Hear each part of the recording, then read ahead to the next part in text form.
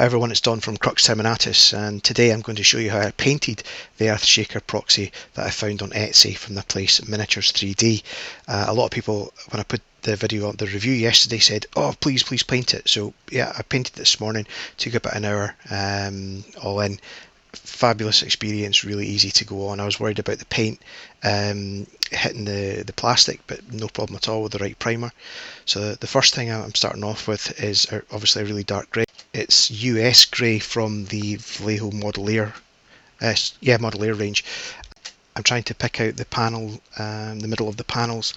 On the recoil legs at the back, there's little sort of holes, obviously to save weight and things like that in the real gun. So I've picked them out as well, and then trying to leave a little bit of the darkness showing on the barrel, usually in between the two joins. Or two bits of metal joining. I try and leave a shadow, and then don't forget the wheels, and don't forget the back side of the wheels either, because I did, and I had to go back and paint them again. And then I'm just going to use Codex Grey to highlight it.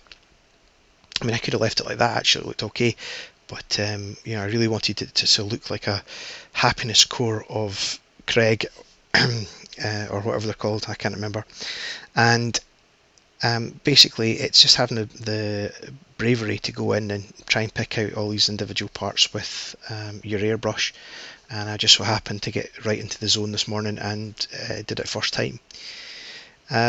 I used the track primer for the sort of steel wheels, because I've seen sort of reference images and they're quite rusty looking, so I think this does a really good job of that. It's rusty without being comedy rust, and I used some of it to sort of paint the undercarriage, just like sort of splashes on the guards, things like that, and used sponge chipping as well, just with German black brown camo, which is a Panzer colour. I find it really effective, but if you haven't got that, just mix brown and black together and you'll be fine. And then I used some sepia wash, and I went round and I picked out all the bolts or rivets, and again, I love this model. It was a pleasure to paint. I'm delighted how it turned out, and you know, I think these guys have got a bright future in front of them. I hope that they do other things, not just this one thing. I'm sure they've got plans to do things like that in the future. And if people asked me, you know, what did I think of it, I've given my honest appraisal, but someone else asked yesterday on YouTube, how big is it? So I've got a standard Space Marine here, just standing next to it, so you can see the size. That's the size of it.